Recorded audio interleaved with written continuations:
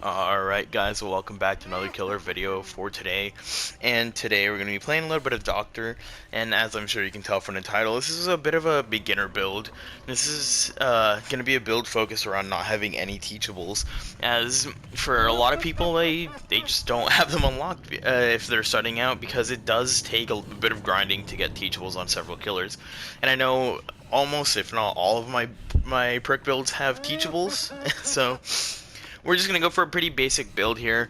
Now, as I've said in the past, I think Doctor is one of the best killers that doesn't have any mobility, and he's definitely a pretty easy one to start off with. He helps you learn chase mechanics, he helps you learn when survivors are going to be doing certain actions, and you can use your ability to cut them off.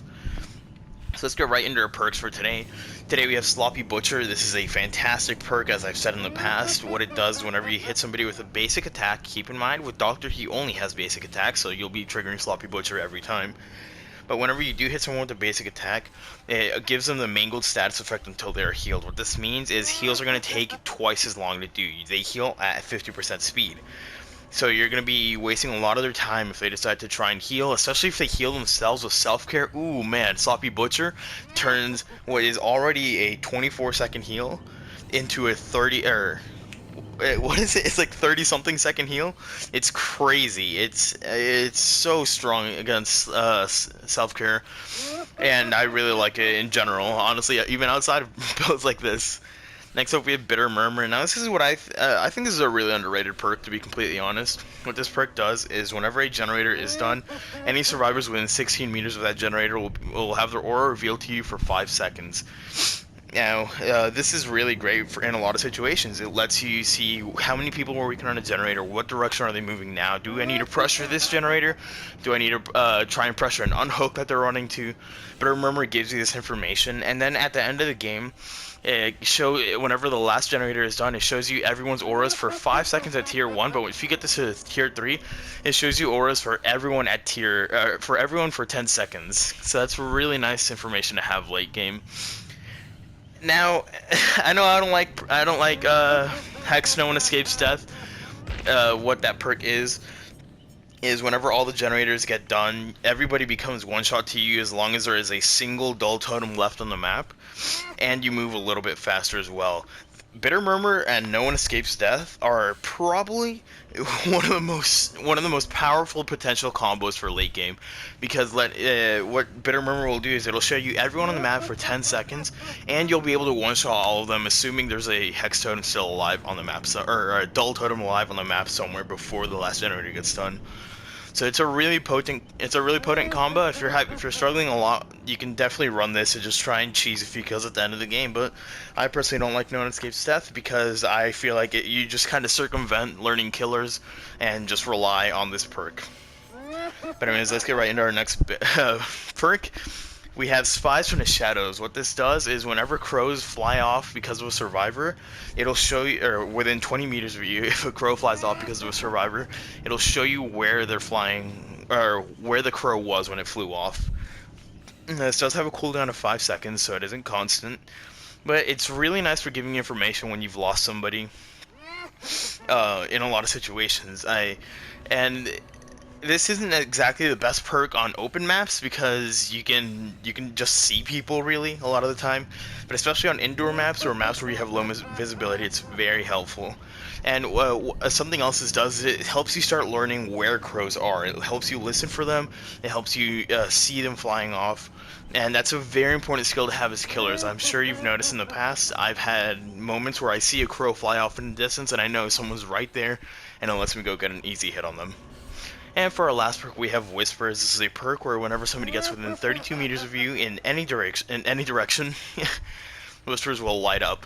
Now, this is especially good for Doctor, because Doctor's hair radius is 32 meters, and when you use a Static Blast, it just covers his entire tear radius. So the moment you see Whispers click on, if you don't know where people are, you can use your Static Blast and get information on them immediately, unless, of course, they're hiding in a locker.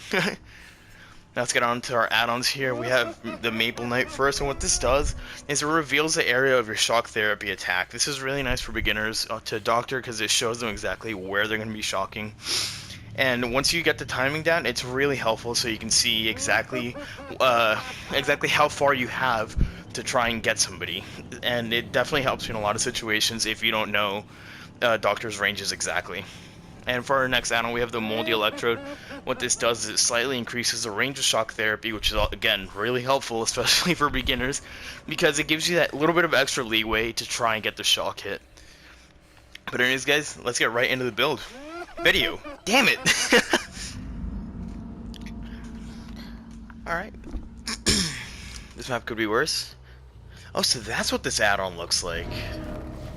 Oh, that's weird, but I can see how it's helpful, yeah. I saw someone run off to the left over here, so I'm just gonna go straight for them. Not even gonna bother using my static shock because I saw them back here. So what I do there is I shock one way and I double back the other to make sure that she's gonna basically she's gonna either have to drop a pallet on one side or the other, and it's gonna let me get the hit early on there. Alright, before I use my static blast, I'm going to go ahead and pick her up and hook her. And this is something I like doing a lot as Doctor. If I see somebody early on, I don't want to use my static blast, because I want to save it for whenever I know that I can't find people right away. So I'll use it. Never mind. See, 2 people are back there, that's why I like Bitter Murmur. It definitely helps me out in a lot of situations. I'm going to do this, and I'm going to turn around and come this way. Yeah, I saw you. There's Bill, and I heard someone running inside of there. I know someone's upstairs in the building as well, so I'm just gonna come over here. The person upstairs went for the unhook.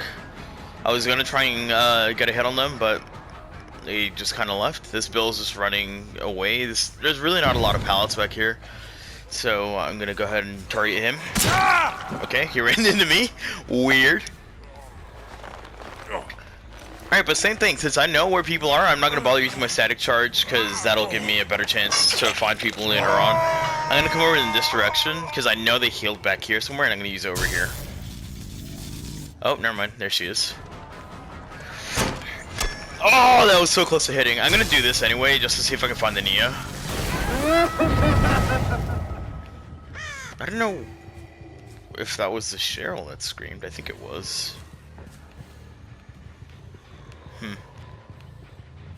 Someone's probably back here on this generator. Yeah, I see the Nia back here. Dude, you literally fucking... Oh, come on, please! Okay, I still got the hit on her. I missed that swing because I thought she'd, I don't know, go for the window, considering she literally saw me running after her. Oh, she's back there, okay. I'm gonna go for a shock here. I have a feeling she's camping the pallet. No, she's not, though. I'm gonna mind game this by showing my light one way and turning around, going the other, and now she gets hit unless she has dead hard. Nice.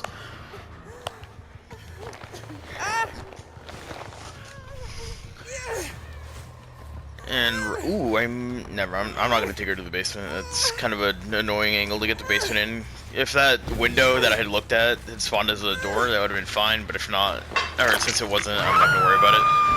I'm gonna hook this here, or I'm gonna kick this here rather. This generator has a solid amount of progress progressing. It would be really nice, and I'm pretty sure she was the only one that's been on it. I'm gonna come towards the middle of the map. Let's see. I see one person on Bitter Murmur, so I'm gonna come into the middle and use my static charge. And oh, never mind. Thank you. This is why you don't ever drop down from places unless you know exactly where the killer is, because you might end up dropping into them and giving them a free hit. Bill's on the left. I saw a bird fly off, and well, I saw him as well. I could try and just cut off Bill. That probably would be a smart play to try and deny the unhook. But I'm gonna play this nice. I'm gonna down this girl, and I'm gonna pick her up and hook her as well. Now the correct play right there absolutely would have been break off from this chase and go to hit the Bill. But as I said, I just want to play it nice for right now. I'm gonna move over towards this generator on the left, or towards where they unhooked on the left. I don't see any scratch marks going towards the generator, but I'm still gonna use my static blast right here.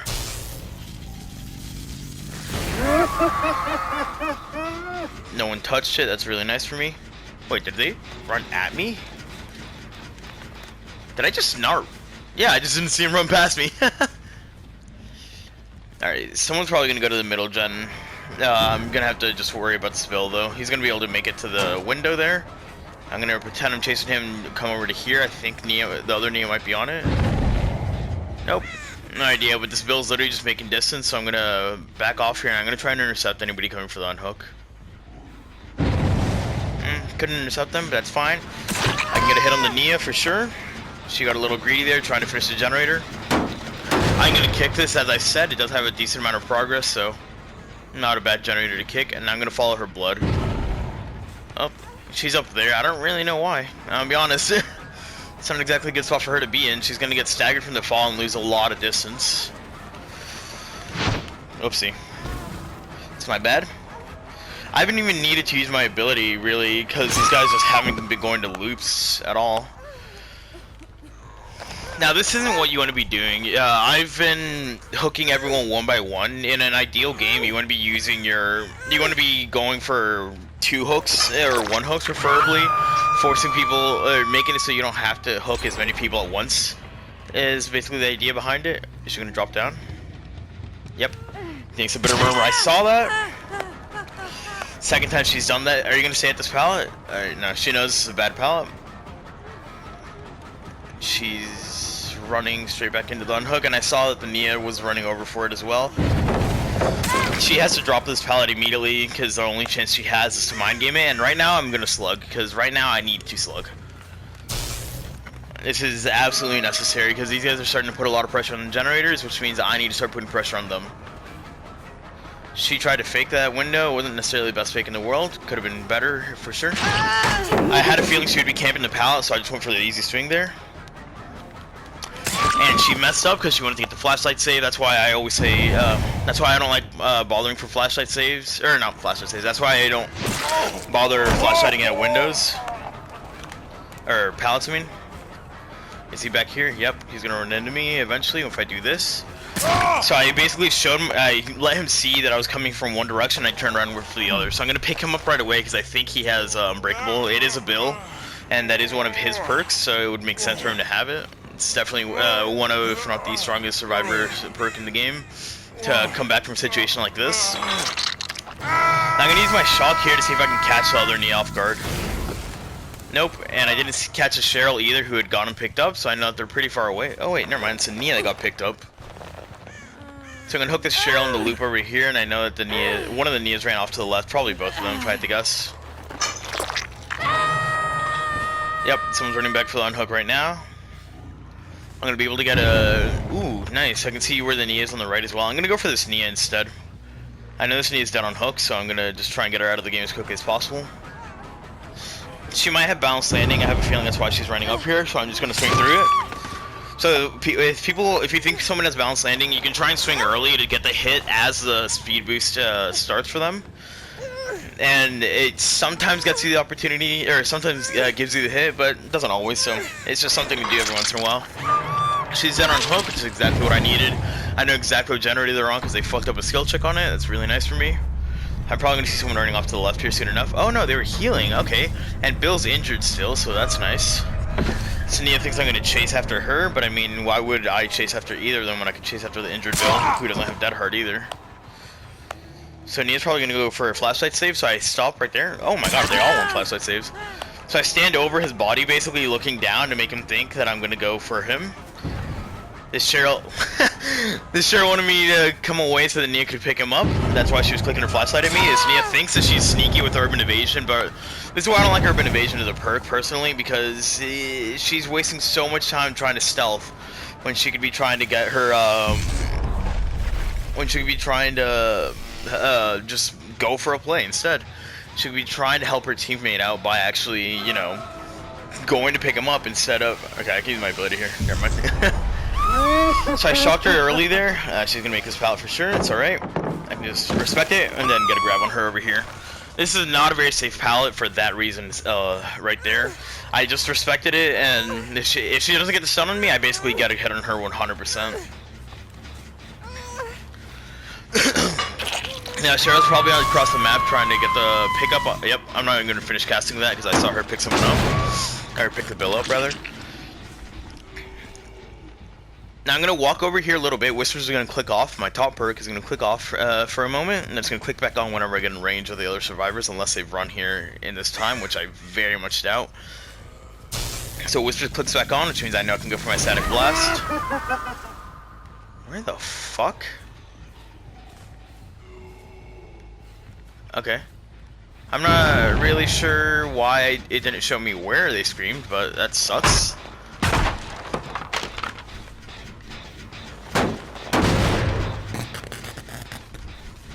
Alright.